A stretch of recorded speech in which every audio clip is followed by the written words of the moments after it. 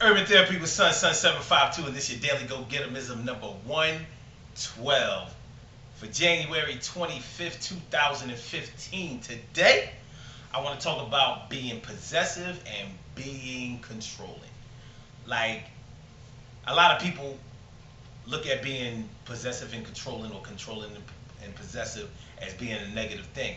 And for the most part, normally the way it plays out is that it is a negative thing. But just like with most things, it's not all the way negative. The same way it can't be all the way positive. It's like, you have to find some kind of balance in anything that you do or anything that you learn. So I'm going to try to look at the positives and the negatives of both. All right, when you think about something that's controlling, normally people look at people who are controlling as always wanting to navigate something, always wanting to have control over what a person says, what a person does, how something moves, the way something is going to work. They want to be in control of that thing. That's what being in control is. That's what being controlling is all about. But it's not always a negative thing. The way that it's normally negative is that in a relationship, a person that's controlling doesn't want to compromise, or doesn't take the things that another person wants into consideration. They just want to make sure that things go their way, and it borders on selfishness, and it's definitely a character flaw. But in a positive way, being controlling can be a good thing, because anybody who has children knows that you have to be controlling over your children. Who's going to raise your children? Is it going to be you, or are you going to let your children learn on their own and make the type of mistakes that can hurt them for the future and for the rest of their lives? So, a parent controls where their children go to school. An attentive parent should control the things that their children learn, the way that they learn.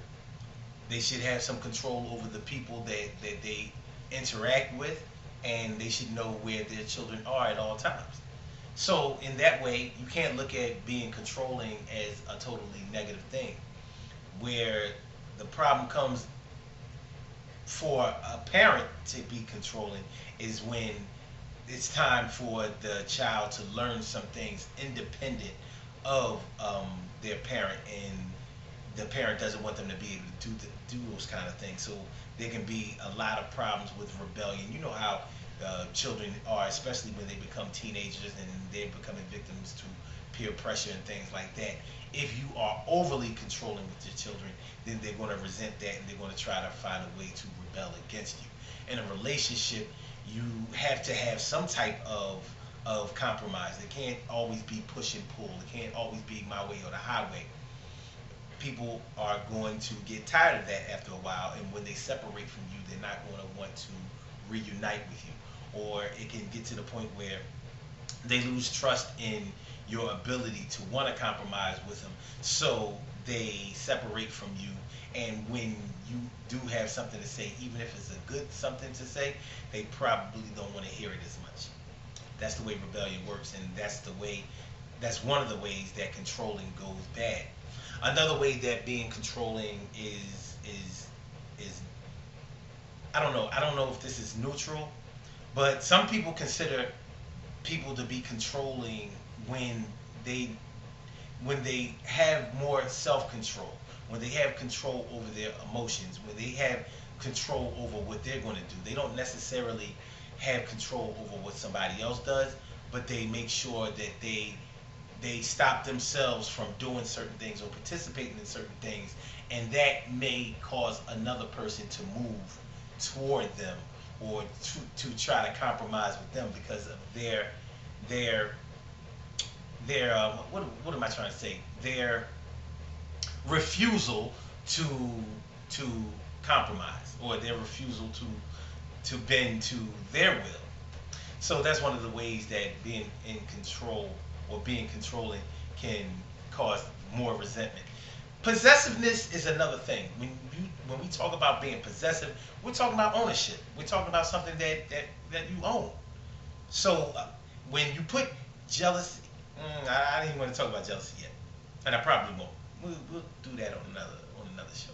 But often, I guess I have to now open that can of worms. When you put jealousy and controlling together, then you have a recipe for disaster, because you're talking about, you also have to incorporate possessiveness into that, because what that usually entails is that I feel like I own you. I'm going to control everything that you do, and I don't want anybody else to have any control over what you do, where you go, or how you feel. I want you just for me because I'm jealous and I'm possessive, and you're going to do what I say do because I'm controlling. And that's how that works. Possessiveness is not all that bad. If you have a man or a woman and you are in a committed relationship, of course there's going to be a certain level of possessiveness. You know, if you're most men don't want their girl to just be out there acting like she's everybody's girl. You know, you have your arm around your shorty and all of that. You don't want to see another man with his arm around her, you know, all up in her face, touching on her, invading her personal space, disrespecting you. So that's how possessiveness works. I mean, that's not a bad way to be. That's a good way to be. But possessiveness goes wrong when you say that I own you and you also don't belong to anybody else, not even a part of you, and I'm going to actually control what you do, how you feel, and the things that are surrounded around you. I'm going to control that. I own you. And the thing is, people who are possessive in that way don't normally want to be owned themselves or control themselves. So there's an imbalance there, and it doesn't work out so well. People get angry, and that's basically just how it goes. That's your daily Gogetemism for today. But you know, when it comes to being controlling or possessive, if you are in a relationship where somebody is overly controlling and possessive, and you've tried to compromise with them to try to be what they want you to be, but they don't seem to have a level that you could reach because they just want more and more and more. They want to control more and more and more. They're more and more possessive and probably jealous as well. That's probably a relationship that you're going to have to terminate at some point. The thing is, I know how it goes, and I know how things can get really bad toward the end of a relationship. And this may be a time when you really have to watch out for yourself and be careful and sort of be patient and time your things out the right way. And hopefully there's no abuse attached to the relationship that you're in. And a lot of times there is. And if you're with somebody who's too jealous, controlling, and possessive, more than likely you're already feeling like a victim of abuse, because anything that's excessive is abusive, and that's just the way it goes. If you are the type of person who is jealous, possessive, and controlling, I suggest that you get some help, because that's just not a great way to be, you know.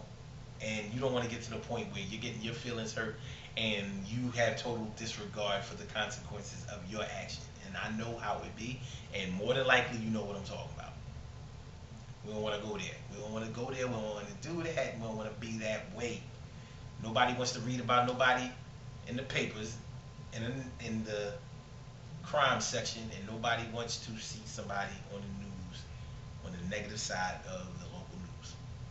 Simple as that. Good things happen to those who wait. Great things happen to those who grind. And anything can happen to those who go for theirs. So go hard, go for yours. Try not to be jealous, controlling, or too possessive. And if you are, try to get some help. And if you are a victim of somebody else that is, try to get them to get some help, or try to find a way to make your escape. But make sure your escape is a good one, because y'all know, well, look, we ain't even going to get into the whole stalking thing. Y'all know how that go. You know how it go. UrbanTherapyWithSon.com. Don't forget.